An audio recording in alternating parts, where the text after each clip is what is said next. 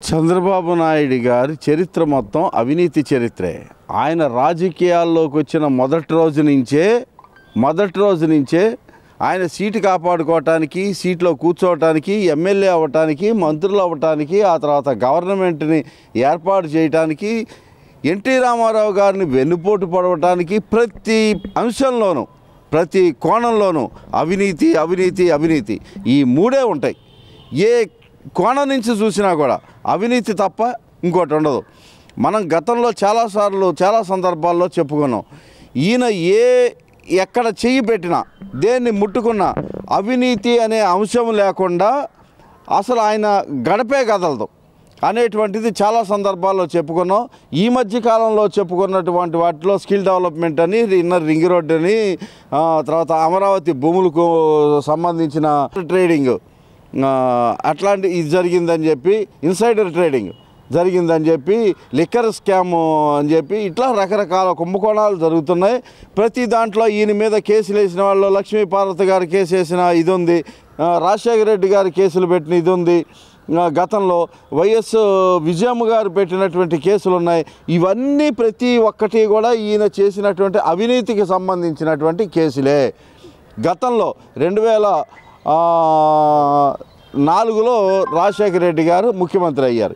ఆయనకు ముందున్నటువంటి చంద్రబాబు నాయుడు గారు హైదరాబాదులో ఐఎంజీ అనేటువంటి ఒక సంస్థకి, ఆ సంస్థ పురుడు పోసుకొనే 4 రోజులు మాత్రమే అయినటువంటి సంస్థకి బిల్లీరావు అనేటువంటి వ్యక్తి ద్వారా, అతను ఎక్కడో ఐఐటిలో చదివాడు అని చెప్పి అతనికి ఉన్నటువంటి కాంట్రాక్ట్ని పెట్టుకొని అమెరికాలో ఉన్నటువంటి ఐఎంజీ సంస్థకి ఈ సంస్థ ఒక అనుసంధానంగా ఉంటుందని, అది ఆ సంస్థకి ఈ సంస్థ అనుబంధ సంస్థ అని చెప్పి, ఇక్కడ ఒలింపిక్స్ జరిపిస్తాం, ఏషియన్ క్రీడలు జరిపిస్తాం అంటూ వాళ్ళకి ఫెసిలిటీస్ ప్రొవైడ్ చేయటం కోసం అని చెప్పేసి 850 ఎకరాల స్థలాన్ని, 400 ఎకరాలు ఒకసారి, 450 ఎకరాలు ఒకసారి, తర్వాత వీళ్ళు ఆఫీసులు పెట్టుకోవటం కోసం అని చెప్పి బంజారా హిల్స్లో 5 ఎకరాల స్థలాన్ని, అంటే 855 ఎకరాల స్థలాన్ని, ఒక్కొక్క ఎకరం ఇవాళ దాని ఖరీదు 100 కోట్ల రూపాయలు. 855 ఎకరాలు అని అంటే దాదాపుగా 1,00,000 కోట్ల రూపాయల విలువ చేసే స్థలాన్ని చంద్రబాబు నాయుడు గారు 2 కోట్ల రూపాయలకి ఐఎంజీ సంస్థకి ధరదత్తం చేశాడు. 2 కోట్లు. ఎన్ని వందల కోట్ల రూపాయలు, వేల కోట్ల రూపాయలు చేతులు మారి ఉంటాయో. ఈయన ఈ అవినీతి సామ్రాజ్యాన్ని ఏలుతున్నటువంటి అవినీతి పరుడైన చంద్రబాబు నాయుడు గారికి ఎన్ని వేల కోట్ల రూపాయలు జేబులోకి వచ్చి ఉంటాయో అర్థం చేసుకోవాలి.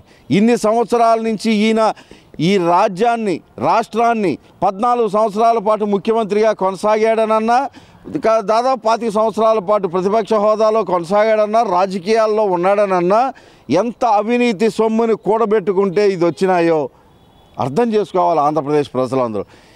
దాదాపు 1,00,000 కోట్ల రూపాయలు విలువ చేసే భూముల్ని 2 కోట్ల రూపాయలకు అప్పగిస్తే, అప్పట్లో ఉన్నటువంటి, ఆ తర్వాత వచ్చినటువంటి వైఎస్ రాజశేఖర రెడ్డి గారు ఈ కేసు మొత్తం తీసి అసలు ఈ భూములు, ఈ కుంభకోణాన్ని, వీళ్ళకి ఇచ్చినటువంటి కాంట్రాక్ట్నే రద్దు చేయాలి. ఇక్కడ 855 ఎకరాలు ఎవడు బాబు గారు సొమ్మిస్తారు, ఎక్కడి నుంచి తీసుకొని ఇస్తారు? ఆంధ్రప్రదేశ్ ప్రజల యొక్క ఆస్తిని దారాదత్తం చేసేయటానికి వీళ్ళెవరు, తీసుకోవటానికి వాళ్ళెవరు అనేటువంటి దానిలో మీ డబ్బుల్ని కావాలంటే వాళ్ళు ఎంత డబ్బులు అయితే 2 కోట్ల రూపాయలు, 2 కోట్ల రూపాయలకి 12% ఇంట్రెస్ట్ చొప్పున కట్టేసి వాళ్ళకి ఇచ్చేసేద్దామని చెప్పేసి రాజశేఖర రెడ్డి గారు అనుకుంటే, అప్పట్లో ఉన్న ఈ ఐఎంజేకి సంబంధించినటువంటి, ఈ సంస్థకు సంబంధించినటువంటి ఈ బిల్లీరావు అనేటువంటి వ్యక్తులు వీళ్ళే కోర్టుకు వెళ్ళారు. ఆ కోర్టు దాదాపుగా 20 సంవత్సరాలు అనుకోవచ్చు, 20 సంవత్సరాల తర్వాత వచ్చినటువంటి తీర్పు చంద్రబాబు నాయుడు అవినీతి చక్రవర్తి అని, దీనిలో జరిగింది మొత్తం అవినీతే అని, అసలు ఏ రకంగానూ కూడా దీన్ని అనుసరించదగినది, అమలుపరచదగింది కాదని చెప్పి దీని మీద ఇంకా ఘాటైనటువంటి వ్యాఖ్య ఏమని చేశారంటే, దీని మీద సిబిఐ ఎంక్వైరీ జరిపించాల్సిందే, ఇది రేవంత్ రెడ్డి ప్రభుత్వానికి వేసినటువంటి ప్రశ్న. జరిపించాల్సిందే. మీ అంతకు మీరుగా వచ్చి దీని మీద సిబిఐ ఎంక్వైరీ నడిపిస్తారా? మమ్మల్ని ఇంట్రెస్ట్ తీసుకొని సిబిఐ ఎంక్వైరీకి మా అంతకు మేముగా దాన్ని ఎంక్వైరీ జరిపించమని చెప్పి కోరమంటారా? మీరు వెంటనే దీని మీద నిర్ణయం చెప్పండి అని వాయిదా వేసి, ఈ వాయిదా లోపల రేవంత్ రెడ్డి గవర్నమెంట్కి ఓ టార్గెట్ పెట్టింది. మీరు సిబిఐ ఎంక్వైరీ కోరతారా, మమ్మల్ని వేసేయమంటారా? అంటే ఎంత అవినీతి జరిగిందో. 1,00,000 కోట్ల రూపాయల డబ్బులు 20 సంవత్సరాల క్రితమే చంద్రబాబు నాయుడు దోచేశాడు అని అంటే అసలు ఈయన అవినీతి చరిత్ర ఏంటి? అసలు ప్రపంచంలో ఇంతకన్నా సంపన్నుడు బిల్ గేట్స్ అని, ప్రపంచ సంపన్నుల జాబితాలో బిల్ గేట్స్ ఒకరిని, ఇలా పెద్ద పెద్ద వాళ్ళని చూసిన వీళ్ళందరినీ కూడా పక్కకు తోసేసి ప్రపంచంలో సంపన్నుల జాబితాని లెక్క పెట్టాలనంటే చంద్రబాబు నాయుడే వస్తాడు. మరి 2 ఎకరాల ఆస్తిపరుడు ఏ రకమైనటువంటి వ్యాపారాలు చేయకుండా అధికారాన్ని అడ్డం పెట్టుకొని, ముఖ్యమంత్రి పదవిని అడ్డం పెట్టుకొని, రాజకీయాలను అడ్డం పెట్టుకొని ఇన్ని లక్షల కోట్ల రూపాయలు దోచేశాడు అని అంటే ఏ రకమైనటువంటి వ్యాపారం లేకుండా ఇది అవినీతి కాక ఏ రకంగా ఉంటుంది? ఇన్ని లక్షల కోట్ల రూపాయలు దోచేసేయటానికి, తినేయటానికి అమాయక ప్రజలైనటువంటి ఆంధ్రప్రదేశ్ ప్రజలు మాత్రమే దొరికారా? ఇది ఇవాళ చర్చనీయాంశమైనటువంటి సబ్జెక్టు. ఈ అవినీతి చరిత్ర ఇది ఒకటే కాదు, ఈయన ఏది ముట్టుకున్న అవినీతే. చంద్రబాబు నాయుడు గారు అంత విజనరీ నాయకుడు అని చెప్తున్నాడు, కానీ ఒక టెండరింగ్ వేయాలని, ఒక ప్రాసెసింగ్ ఉంటుందని, దాని ప్రకారం ఇవ్వాలని చెప్పి ఒక చట్టం ఉంటుంది కదా సార్, దాని దగ్గర నుంచి ఇవ్వడం దీన్ని ఎలా చూస్తారంటే? చంద్రబాబు నాయుడు ఇచ్చేవన్నీ అంతే. ఒక టెండరు, ఒక ప్రాసెస్సు, ఒక సిస్టమేటిక్ ప్రొసీజరు, ఇది ఏది ఫాలో అవ్వడం. ఇది ఎమర్జెన్సీ బేసిస్ మీద చేస్తున్నాం, దీనికి టెండర్స్ అక్కర్లేదు అనే దాన్ని ఒకటి అడ్డం పెట్టి 850 ఎకరాల స్థలాన్ని ఇమీడియట్గా అక్కడే అప్పుడు ఎలా గేమ్స్ ఏవో జరిగినాయి, ఆ గేమ్స్ని ఇక్కడ రాబోయే ఒలింపిక్స్ గేమ్స్ని కూడా ఇక్కడ ఆడించేస్తాం దానికి అని చెప్పి, ఇది ఎమర్జెన్సీ బేసిస్లో చెయ్యాలి అని చెప్పి ప్రతిదీ కూడా ఆయన ఎగ్జాంపుల్ ఒకటి చేద్దాం. మన సులభ కాంప్లెక్స్లు ఉంటాయి కోర్టు ఎదురకుండా, ఈ సులభ కాంప్లెక్స్లో ఏమైనా కంపు కొడుతుందని, బాగుండలేదని, బాగు చేయించాలి అని కనుక ఎవరన్నా టెండర్ పెడితే, ఇది బాగు చేయాలంటే లోకేష్ బాబు దగ్గరికి వెళ్ళాలి, చంద్రబాబు నాయుడు దగ్గరికి వెళ్ళాలి. దీన్ని బాగు చేయాలంటే దీనికి అయ్యే ఖర్చు 2,000 5,000 ఉండుంటుంది. ఈ 5,000కి చంద్రబాబు నాయుడు దగ్గరికో లోకేష్ దగ్గరికో వెళ్ళాలి. వాళ్ళు ఏం చేస్తారు?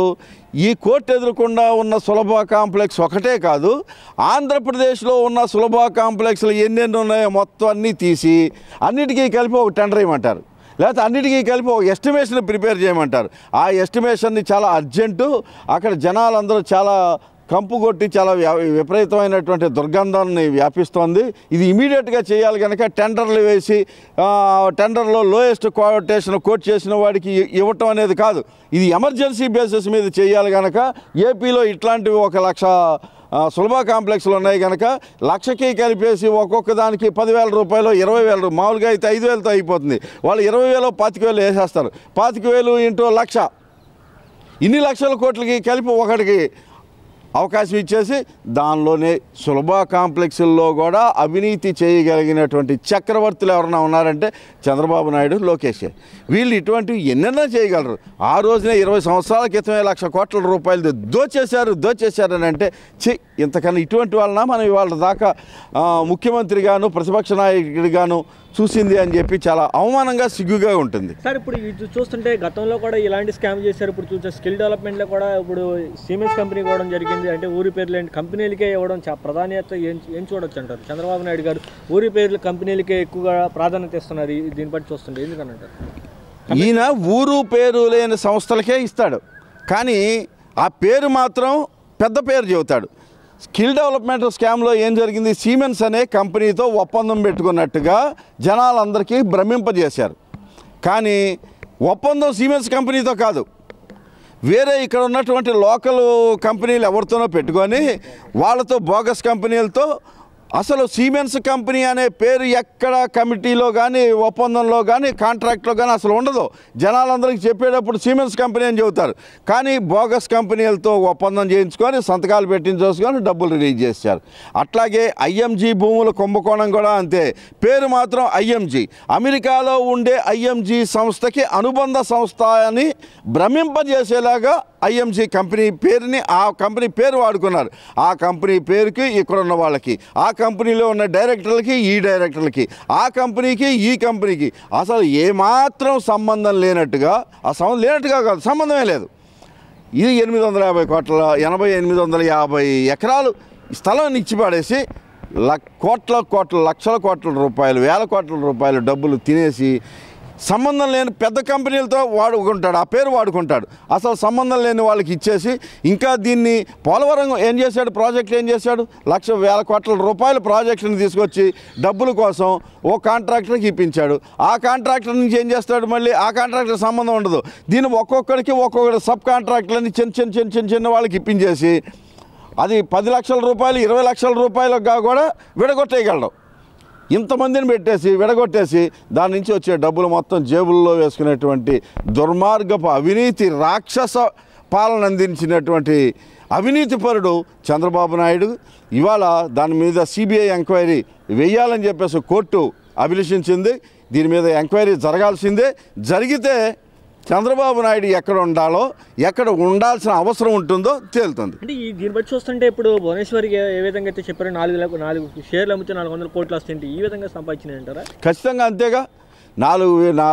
2% షేర్లు అమ్మితే 400 కోట్లు వచ్చింది అని ఆవిడ అంది అని అంటే ఎక్కడి నుంచి వస్తాయి? వీళ్ళకు ఉన్నటువంటి షేర్ ఎంత, వీళ్ళకు ఉన్నటువంటి వాటా ఎంత, వీళ్ళకు ఉన్న డబ్బులు ఎంత, మరి ఎకరం పొలం నుంచి వచ్చిన వాళ్ళు ఇన్ని కోట్లు ఎలా సంపాదించారు?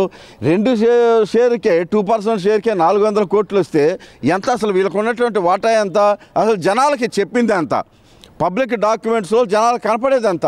ఇదన్నీ తెలిసి చెప్పినా తెలియక చెప్పినా ఆవిడ వాస్తవం మాట్లాడారు. ఈ వాస్తవం అంతా ఈ అవినీతి కింద సంపాదించినటువంటి డబ్బులే. ఇవన్నీ చంద్రబాబు నాయుడిని కక్కించాలి అని అంటే జగన్మోహన్ రెడ్డి ఒక్కడే చేయగలడు. ఈ జగన్మోహన్ రెడ్డిని మాత్రమే మళ్ళీ సీఎంని చేసుకుంటేనే తప్ప ఈ చంద్రబాబు నాయుడు అవినీతి చరిత్ర అంతా బయటకు వచ్చే అవకాశం లేదు.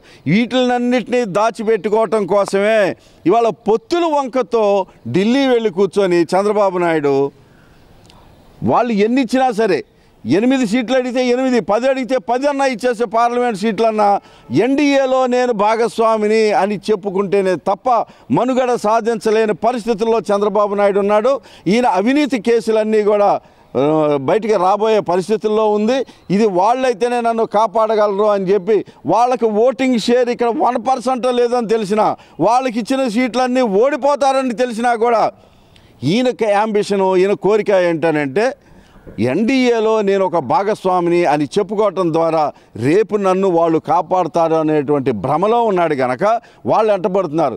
నిన్న పొద్దునుంచో మొన్న రాత్రి నుంచో ట్రై చేస్తే అమిత్ షా గారు నిన్న నాకు తెలిసి ఇందాక అరగంట క్రితం వరకు కూడా ఆయన అపాయింట్మెంట్ ఇవ్వలేదు. మాకు 10 సీట్ల కన్నా తక్కువ ఇచ్చేటట్టయితే మీతో మాట్లాడాల్సిన అవసరం లేదు, మీ దారి మీదే అని చెప్పేసి వెళ్ళిపోయినట్టుగా మనం వార్తలు విన్నాం. ఇప్పుడు మరి ఈ అరగంటలో ఏమన్నా అపాయింట్మెంట్ వచ్చిందా, ఏం మాట్లాడారనేది తెలియదు. 10 సీట్లు కాదు, పార్లమెంటు మొత్తం మేమే పోటీ చేస్తాం. అసెంబ్లీల్లో మాకు 10 ఇచ్చినా కూడా పార్లమెంటు మొత్తం మేమే పోటీ చేస్తాం, మీకు ఒక్కడు కూడా మిగల్చాం అని బీజేపీ వాళ్ళు చెప్పినా కూడా జీ హుజూర్ చిత్తం మహాప్రభు అని చేతులు కట్టుకొని వంగి నమస్కారాలు పెట్టి కాళ్ళకి నమస్కారాలు పెట్టి రావాల్సినటువంటి పరిస్థితి ఇవాళ చంద్రబాబు నాయుడు. ఆ కండిషన్స్లో ఇంకో కండిషన్ కూడా ఉంది. అమిత్ షా గారు పెట్టినటువంటి కండిషన్ ఏంటి? గతంలో చేసినటువంటి తప్పులు ఏం చెప్పావో, ఏం చేశావో వీటిలన్నిటికీ కూడా బహిరంగ క్షమాపణ, పొరపాటు అయిందని బహిరంగ క్షమాపణ చేసి చంపలేసుకోవాలి నువ్వు అని కూడా ఒక కండిషన్ పెట్టారు. ఆ కండిషన్ కూడా ఇవాళ చంద్రబాబు నాయుడు చేస్తాడా, చెయ్యడా, చెంపలేసుకుంటాడా లేదా? చెంపలేసుకునేటువంటి నాయకుడికి తప్పు చేశానని ఒప్పుకునే నాయకుడు ఓట్లు వేయాల్సిన అవసరం జనాలకు ఉందా లేదా? తప్పు ఒప్పుకోని పక్షంలో కలవాలా అక్కర్లేదా అనేటువంటి విషయాన్ని బీజేపీ వాళ్ళు ఆలోచించుకోవాలి, వీళ్ళు ఆలోచించుకోవాలి. సార్ ఇదేంటో మరి ఇప్పుడు మీరు చెప్పిన విధానం చూస్తుంటే 5% ఉన్నటువంటి పవన్ కళ్యాణ్కి ఏమో 2 పార్లమెంట్ సీట్లు, 24 అసెంబ్లీ సీట్లు ఇచ్చారు. 1% ఉన్నటువంటి బీజేపీకి 16 సీట్లు అసెంబ్లీ స్థానాలు, 10 పార్లమెంట్ స్థానాలు ఇచ్చే అవకాశం ఉన్నాయంటారా? బీజేపీకి 2 సీట్లు పెరిగినాయంటే జనసేనకి 2 సీట్లు తగ్గిపోతాయి. వాళ్ళకి 2 సీట్లు పెరిగితే ఇక్కడ 2 సీట్లు తగ్గించేసుకోవాలి. ముందు 6 సీట్లు అనుకున్నారు, 6, 8 సీట్లు బీజేపీకి అనుకున్నారు. జనసేనకి 3 సీట్లు అనుకున్నారు. 3 నుంచి 1 తగ్గించి 2 చేశారు. వాళ్ళకి 8 అనుకున్నది 6 చేసి వీళ్ళకి తగ్గించిన ఈ 2 కూడా బీజేపీ వాళ్ళకే ఇచ్చేటువంటి పరిస్థితులు ఇప్పుడు కనపడుతున్నాయి. అలాగే జనసేన అనేటువంటిది ఒక ఊరు పేరు లేనటువంటి సంస్థ. అండర్లైన్ రాసుకోవటమే దీనికి.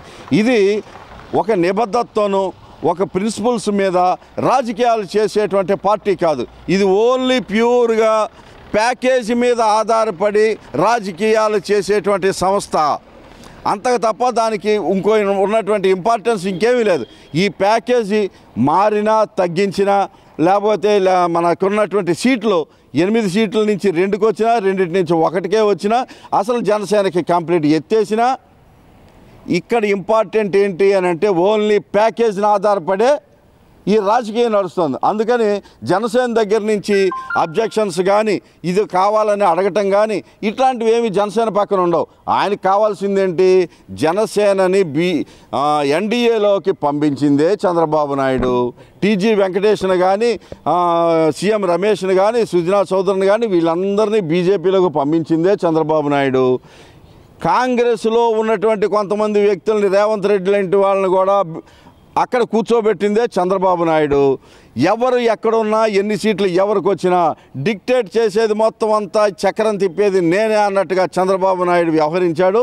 కానీ ఇప్పుడు ఉన్నటువంటి పరిస్థితుల్లో అవినీతిలో కూరుకుపోయి ఉండటం వలన వాళ్ళు చీ అన్నా తూ అన్నా మొహం మీద ఉమ్మేసినా కాండ్రించి ఉమ్మేసినా ఏ రకంగా చేసినా మోడీ అమిత్ షాల కాళ్ళు పట్టుకోవటం తప్ప వేరే గత్యంతరం లేదు. కనుక వాళ్ళకు 1% ఓట్లున్నా కూడా బాబు మీ ఇష్టం వచ్చిన దానికి మేము యాక్సెప్ట్ చేస్తామనేటువంటి పరిస్థితుల్లో చంద్రబాబు నాయుడు ఉన్నాడు. ఈయనకి తప్పించుకునే అవకాశమే లేదు. వాళ్ళకు కూడా బీజేపీకి కూడా వాళ్ళకు కావాల్సింది ఓట్లు, సీట్లే. అందుకని మిగతా ఇండియా మొత్తం మీద వాళ్ళకి 250 వస్తాయా 300 వస్తాయా ఎన్ని వచ్చినా ఆంధ్ర నుంచి 1 సీటు పెరిగినా కూడా వాళ్ళకి పెరిగినట్టే కనుక అక్కడ అవసరం వాళ్ళకుంది. ఇక్కడ అవినీతి నుంచి తప్పించుకోవాల్సిన అవసరం ఈయనకుంది. కనుక జోగి కలుసుకుంటే బూడిద రావటం తప్ప అక్కడ వాళ్ళు 30 సీట్లకి పోటీ చేసినా 25కే పోటీ చేసినా ఆంధ్రాలో మొత్తం అన్ని సీట్లకి వాళ్ళే పోటీ చేసినా 1 సీటు గెలిచే పాపాన్ని వాళ్ళు పోరు. చంద్రబాబు నాయుడు శంకరగిరి మాన్యాల్లోకి వెళ్ళి కూర్చొని మళ్ళీ జైలుకి వెళ్ళాల్సిన పరిస్థితి ఈయనకి తప్పదు.